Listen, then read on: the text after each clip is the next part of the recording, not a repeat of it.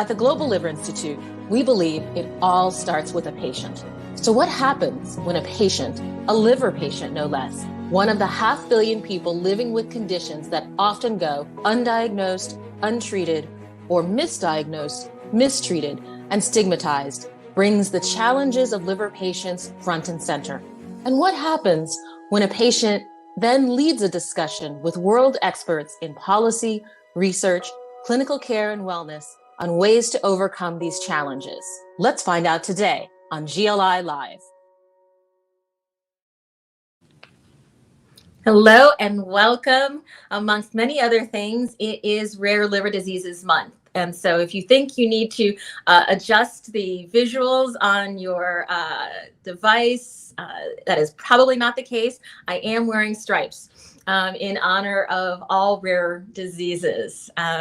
And so more to come throughout the month of February. If you follow our hashtag RareAware social media campaign, or tune into any of the extensive activities that the Global Liver Institute and all of our wonderful partners have planned across the course of this entire month, not just the 28th, Rare Disease Day, but across the entire month of February, in honor of as many of the rare liver diseases that we can spotlight and connect people to.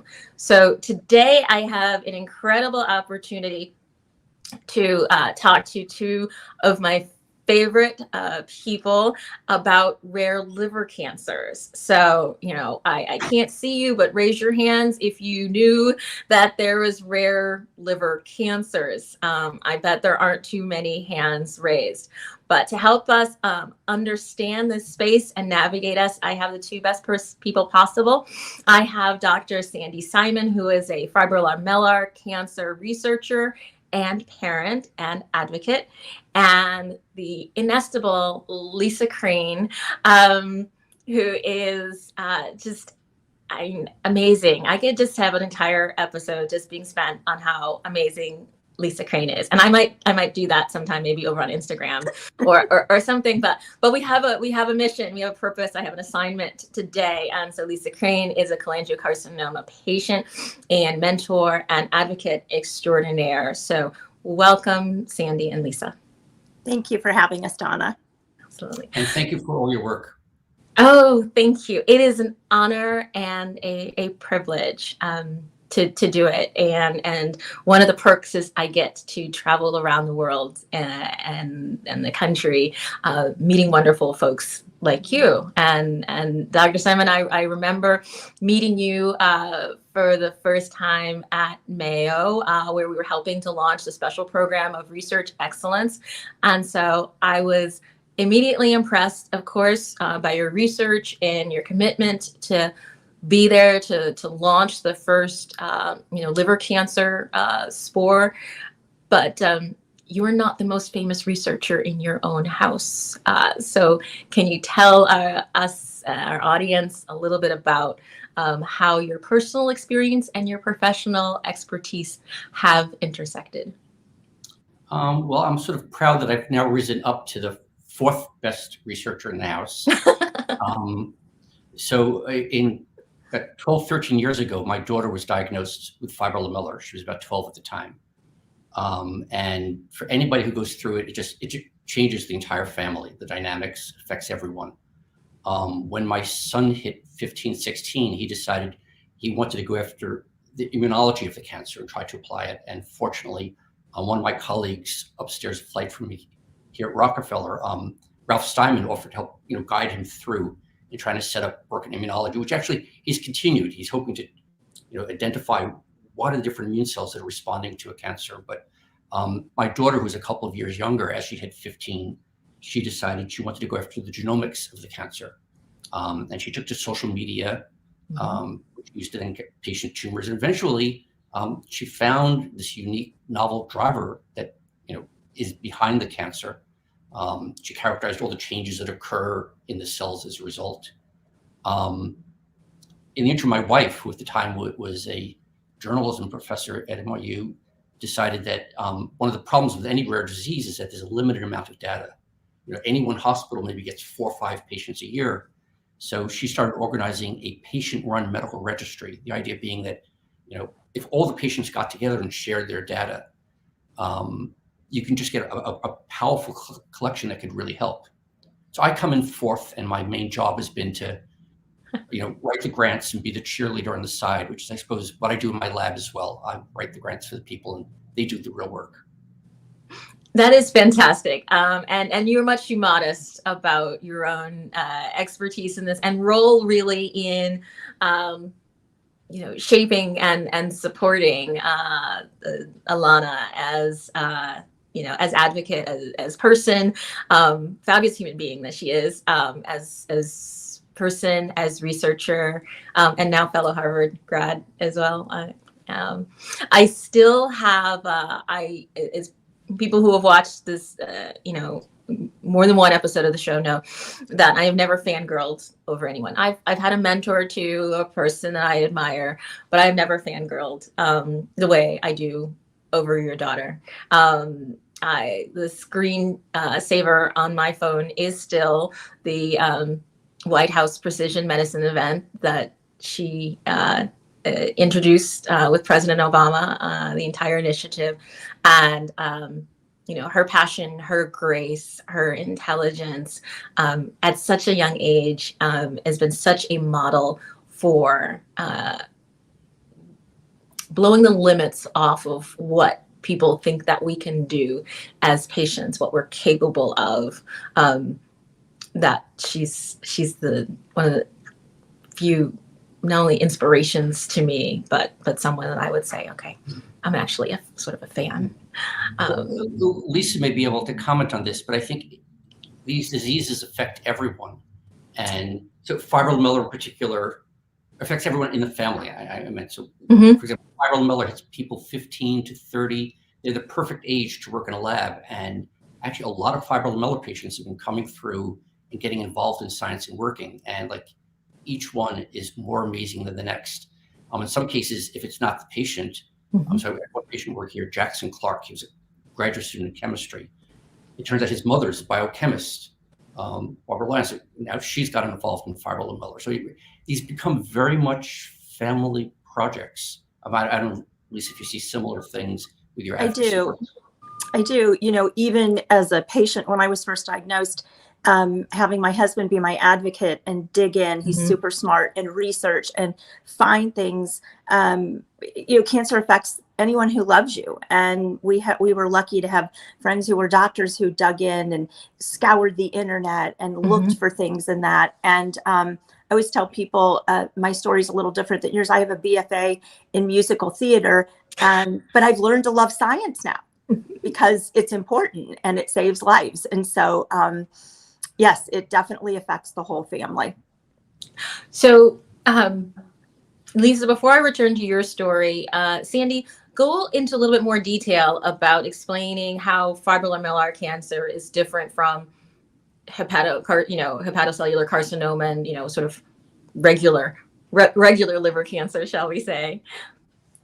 I think in the end, as we start learning more about all cancers, including cholangiocarcinoma or hepatocellular carcinoma, we're going to begin to realize they're actually collections of many smaller groups of rare cancer. What we need to do is start identifying them so we can provide both the appropriate diagnoses for finding them, but also the appropriate therapeutics.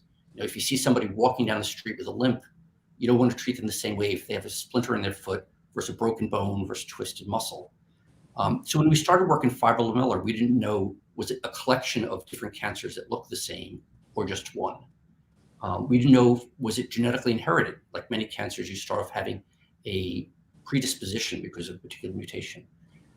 From getting tissue samples from many patients who contributed from all over the world, we found that the bulk of the DNA the genetic material was completely normal in most of the patients, which actually, given that they're adolescents, they're young, they haven't had a chance to mutate. There was one and only one difference. There was a single deletion in the DNA where what happens, there was a piece that was broken away and the two pieces on either side then joined together. So you sort of fuse together the head of one gene with the body of another. And we found that in 15 out of 15 patients. And at the time, it was a coincidence, but now we've been able to go further. If you actually create that deletion in just the livers of mice, form the fusion, they get the cancer. In fact, if you just put that fusion gene in by its own, you get the cancer. And so we've learned is that in this case, it's an extremely homogeneous cancer. The changes in the cells are essentially the same from patient to patient. We then look at the drug response. It's the same from patient to patient, but it's very different from hepatocellular carcinoma or cholangiocarcinoma.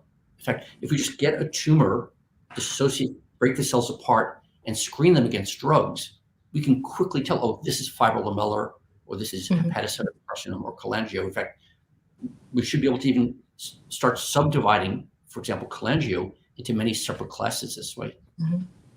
Did So, you have a question? It did. And I love that answer, but that may be because I am married to a pediatric geneticist.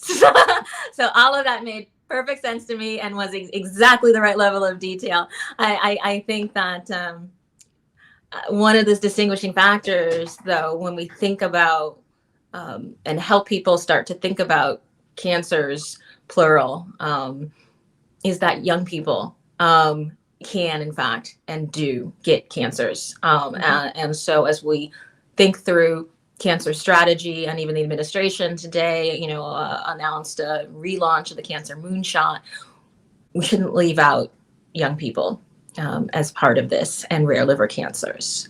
And so part of the symbolism of stripes. Yes. You're told usually you think of a horse, you don't think of a zebra. Unfortunately, many of the patients with fibrolamellar complained about abdominal aches for years. And the usual diagnosis is, oh, it's a tween, it's stress. But sometimes it's not stress. Sometimes it is cancer. And often a very simple, non-invasive, and inexpensive ultrasound could resolve that. Lisa, how are you diagnosed, and just help people understand your journey with cholangiocarcinoma, another word and name that most people don't know about, and that we're happy to have an opportunity to introduce people to? So it was 2010, and I was working full time, 2 children, a husband, very busy. Had taken our oldest son to see a gastroenterologist. He was going away to college, and we thought he was lactose intolerant. We wanted to get that taken care of. And the gastroenterologist happened to be a friend of ours.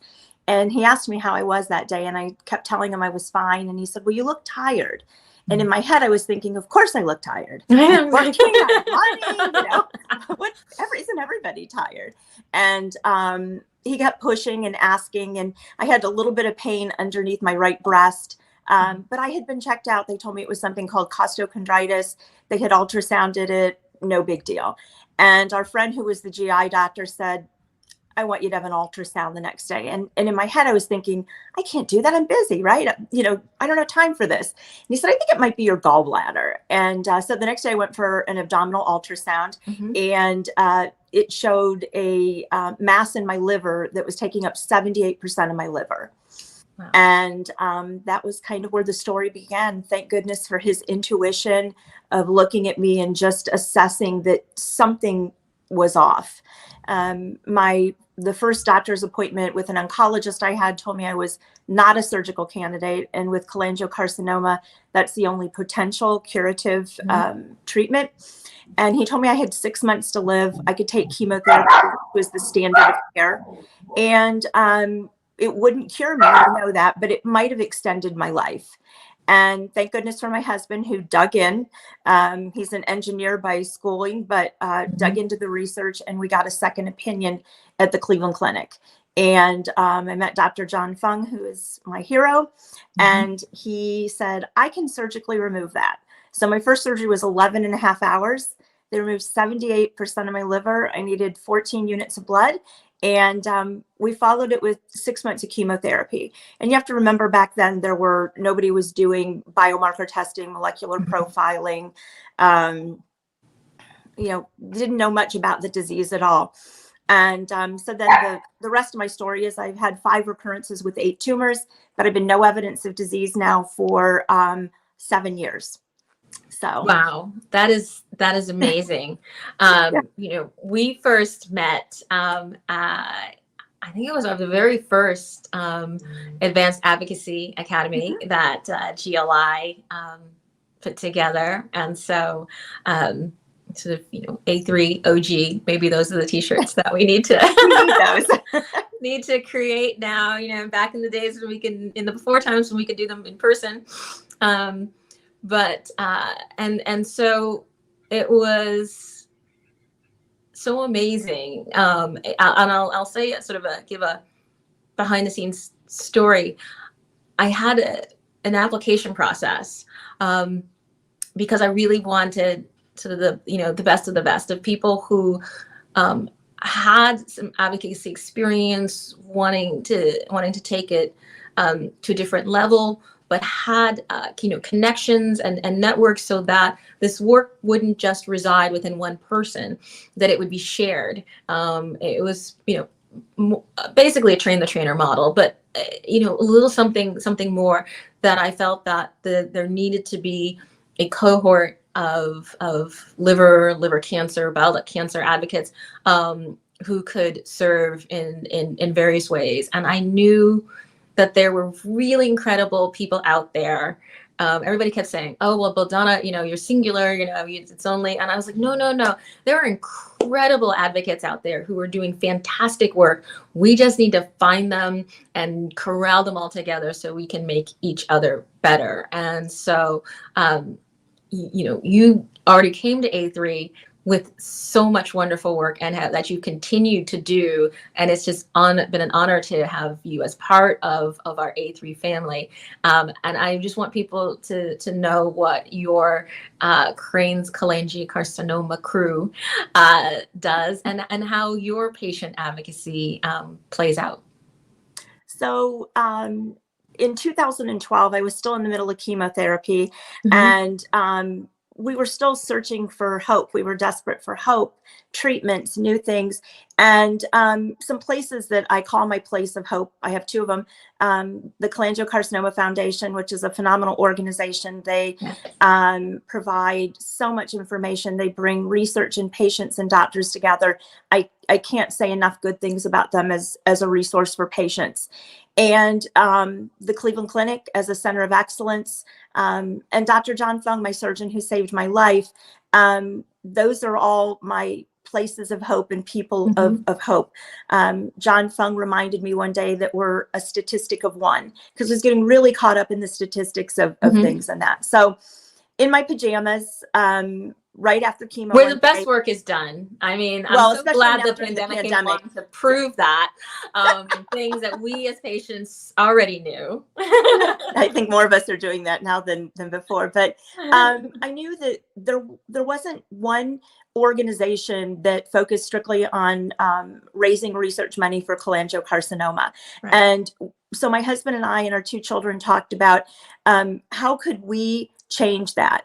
And we established Craine's Cholangiocarcinoma Crew, a 501c3 organization. 100% of the funds we raise goes to research. And then our family, we support the organization personally. That's our contribution to it. We have, how do I say this? We've granted and supported some really great research projects. One, we were part of the support for 37 PDX mouse models in cholangiocarcinoma. We helped establish a tumor bank, which is really important. And last year, we put together a medical advisory board with the best of the best in all the multidisciplinary doctors who help a cholangiocarcinoma patient, and they will help us with our granting decisions, moving forward. And so I love what I do. I've been mentoring patients and advocating for them for about 9 years. That has turned into my true passion. I spend several hours a day talking to patients, helping them navigate second opinions, clinical trials, loving them, supporting them, just serving them, because it's an honor that I get to be here. And I get so much more out of helping these patients. there are just so many patients that are in outlying small communities, and they're being seen by general oncologists who've never treated a cholangiocarcinoma patient before. And that's not good for them. They need to be at a center of excellence, being reviewed by a multidisciplinary team. So my goal is to help them, give them the knowledge, and then hopefully get them to those second, third, fourth opinions, which can really make a difference in the survival rates in our cancer. And our goal is to help you better achieve your goal. And so that's one of the things that's most exciting about being at GLI. And we've so appreciated our partnership with the Cholangiocarcinoma Foundation. I think they were the first member of our Liver Cancers Council. But as we were able to build in rare diseases, we wanted to give the effect of both councils' work and all of the different organizations that come under that banner. And I think you pointed out something that I think is really important for patient advocates, for patient advocacy organizations as well, to think about. You identified and filled a specific advocacy gap in research funding in your area.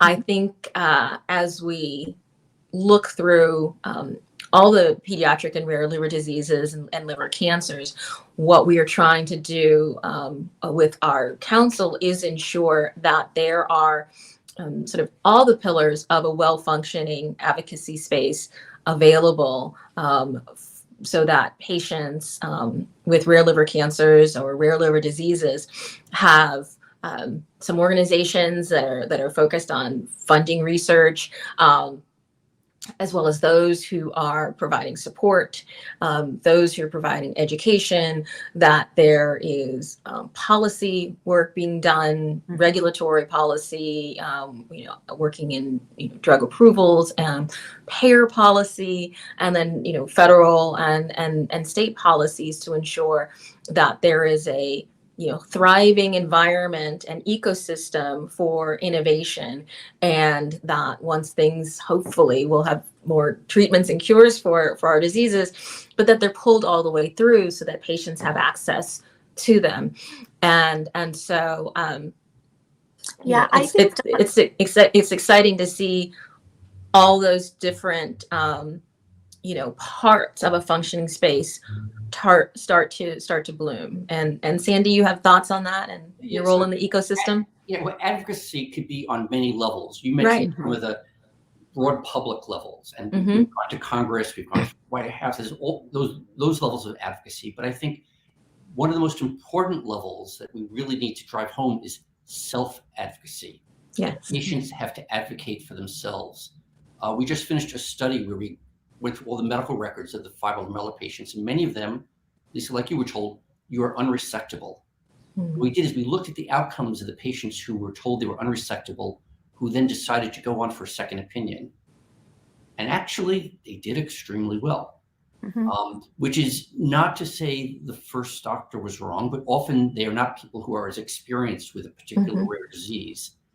And I would recommend to everyone, for something as serious as cancer, if you get a first opinion, even if it's from a close family friend, someone who's an expert in the field, just always get a second opinion, preferably a second opinion from a different surgeon at a different institution, and a second opinion from a different oncologist at a different institution. It's not as if you're, saying anything negative about them. It's just none of us know all the answers. So self-advocacy is something we really have to let patients know it's okay. Right. And you have to practice. I understand, I was originally diagnosed when I was 13, and so I have had to ask for second opinions and have had to, explore, quite a few different specialties and institutions at some points to get a diagnosis. And I'll have to admit, I find that easier than like changing hairdresser. I'm afraid to tell and if he's watching, I'm not trying to change him, I'm not. That was just a pure example, but I might be afraid to change my hairdresser. But doctors, I'm good. But I think that just comes with practice, of having to advocate for myself, and then learning to advocate for family members and others, and then this level of training. But it also is a very important point. Most of the A3 participants are, like Lisa, people who mentor and take care of a lot of other people in their house and outside of it. And so, I often ask the question, who cares for the people who care for everyone else? And so, and so, wonderful husbands are helpful.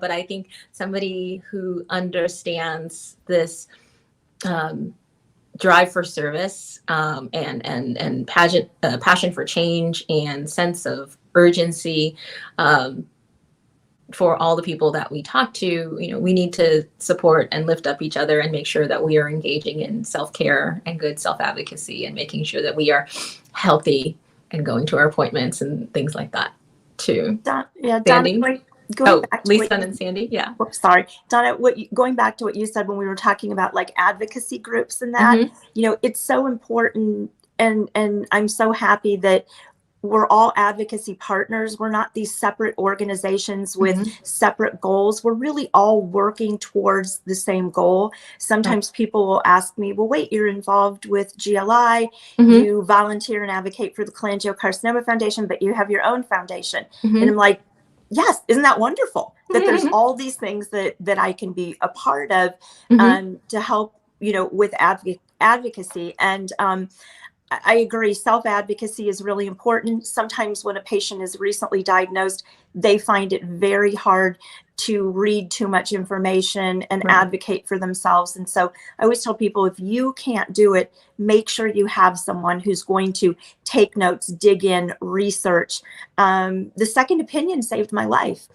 If I would have listened to the first oncologist that said I had 6 months to live, I really believe mentally and physically I would have lived to that point, given up hope, and I wouldn't be here today. So I always tell people there is always hope. Keep going. Just keep going, Sandy? I was actually just going to touch upon a point that you raised. I sometimes wonder, how do oncologists or surgeons or cancer doctors make it through day after day, knowing that they can be losing patients? Every time there's a patient who works with us who's lost, I feel like, we've failed. We didn't work hard enough. I shouldn't have gone out to dinner the other night. I should have, quit working. Lisa, you wearing a necklace, which actually part of it comes from a patient you lost. I if there are clues from out there, in the rest of the medical world that can be shared with advocates for just how to strengthen yourself without being, really torn apart with each quote unquote failure. When my husband and I were reading Emperor of All Maladies at the same time, his, and he's a little further in his career than I am. So he was identifying a lot of the folks, he recognized a lot of the names, and he looked at me and he said, that's why I couldn't go into oncology, because when he was training, there weren't really treatments, and it was just so hard on the children. And he just his heart, he has too big a heart, and he just couldn't, he couldn't see himself going through that every day, losing so many patients. And so went into a different sort of branch of pediatrics and genetics and lipids.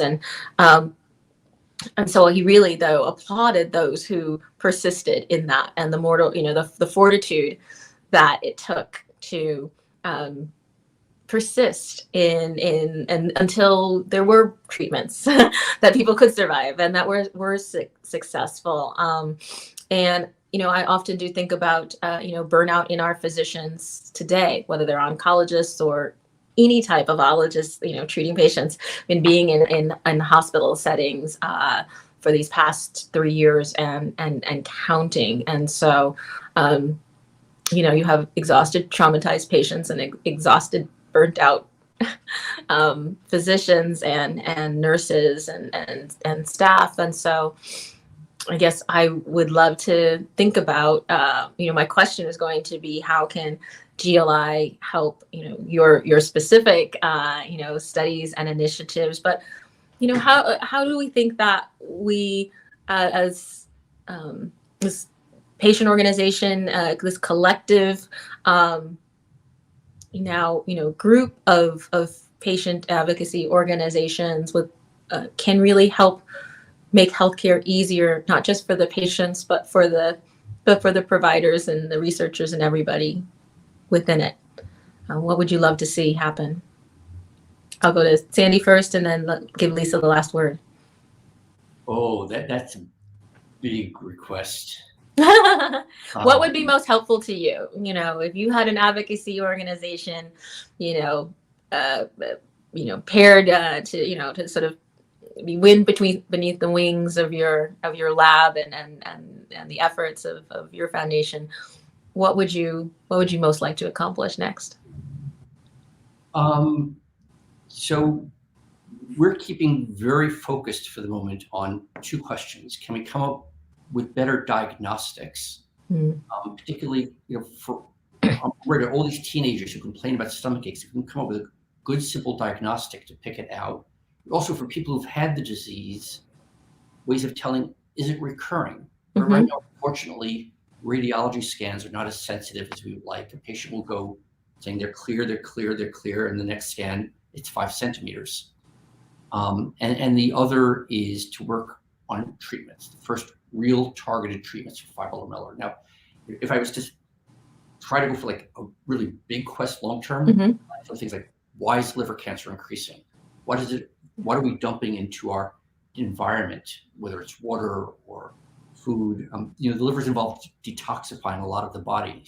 When we look at where the patients are through the patient medical registry we have, you often see clusters of patients together. A cluster in one city where there happens to be a cancer alley. Something's going on there, but for the moment, that's out of the reach of what I could possibly do in terms of what's causing it. So for the moment, the diagnostics and therapeutics, and hope that for the long term, our society will take responsibility for the quality of what we're dumping into our air and our water.